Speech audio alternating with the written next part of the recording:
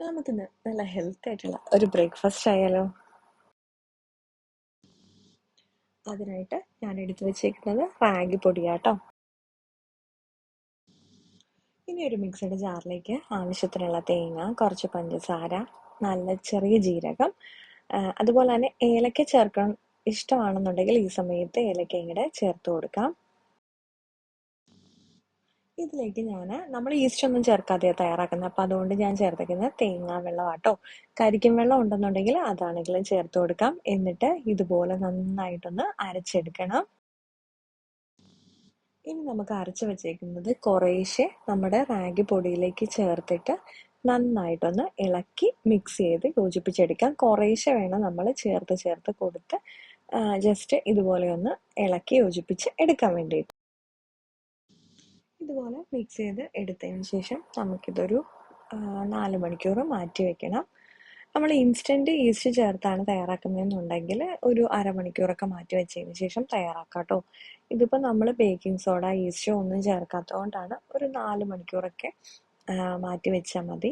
നമ്മൾ തലേദിവസം അരച്ച് വെക്കുകയാണെന്നുണ്ടെങ്കിൽ അങ്ങനെ വെക്കാം. ഇപ്പം കണ്ടോ, ഒരു 4 മണിക്കൂറൊക്കെ കഴിഞ്ഞപ്പോഴത്തേക്കും മാവ് നന്നായിട്ട് പുളിച്ച് വന്നിട്ടുണ്ട് കേട്ടോ. ഇനി നമുക്ക് ഇതിലേക്ക് ആവശ്യത്തിനുള്ള ഉപ്പും കൂടെ ചേർത്തിട്ട് ഒന്ന് ഇളക്കിയെടുക്കാം. നല്ലപോലെ നമ്മുടെ മാവ് നന്നായിട്ട് പുളിച്ച് വന്നിട്ടുണ്ട്. മാവ് കുറച്ച് ടൈറ്റ് ആയിട്ടാണെന്നുണ്ടെങ്കിൽ ഈ സമയത്ത് നമുക്ക് ലേശം ചെറു ചൂടുവെള്ളം ഒഴിച്ചു കൊടുത്താൽ മതി കേട്ടോ. ഇതിപ്പോൾ നല്ല പരുവത്തിലാണ് നമുക്ക് വന്നിരിക്കുന്നത്. ചിലപ്പോൾ നമ്മുടെ മാവ് കുറച്ച് ചിലപ്പോൾ ഇങ്ങനെ ടൈറ്റ് ആയി പോകും, കാരണം ആ റാഗി അല്ലേ. അപ്പം അങ്ങനെയാണെന്നുണ്ടെങ്കിൽ ചെറു ചൂടുവെള്ളം ആഡ് ചെയ്ത് കൊടുത്താൽ മതി. ഞാനിപ്പോൾ ദോശത്തവയിലാട്ടോ ഉണ്ടാക്കുന്നത്. അപ്പച്ചട്ടിയിലാണെന്നുണ്ടെങ്കിൽ അങ്ങനെയാണെങ്കിൽ തയ്യാറാക്കാം. ഞാനിപ്പോൾ ചട്ടി ചൂടായി വന്ന സമയത്ത് നെയ്യ് പുരട്ടിയിട്ട് അതിലേക്ക് നമ്മുടെ മാവൊക്കെ ഒന്ന് ഒഴിച്ചു കൊടുത്തിട്ടുണ്ട്. എന്നിട്ടൊരു 1/2 മിനിറ്റ് ആകുമ്പോഴത്തേക്കും നമുക്കിത് ജസ്റ്റ് ഒന്ന് അടച്ച് വെച്ച് കൊടുക്കണം. അതിനുശേഷം നമുക്ക് തുറന്നിട്ട് ഇതൊന്ന് മറിച്ചിട്ട് കൊടുക്കാം. നമ്മുടെ റാഗിയുടെ ആകുമ്പോൾ ദോശച്ചട്ടിയിൽ നിന്ന് വരാൻ കുറച്ച് ബുദ്ധിമുട്ടായിരിക്കും കേട്ടോ. അപ്പച്ചട്ടി ആണെന്നുണ്ടെങ്കിൽ എളുപ്പം വരും.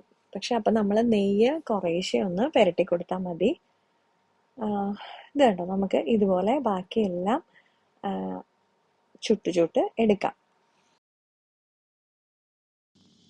റാഗിയുടെ ദോശയപ്പമൊക്കെ തയ്യാറാക്കുന്ന സമയത്ത് നമുക്ക് വെളിച്ചെണ്ണയെക്കാളും കുറച്ചുകൂടെ രുചിയാട്ടോ നെയ്യ് ഒഴിച്ച് തയ്യാറാക്കുകയാണെന്നുണ്ടെങ്കിൽ.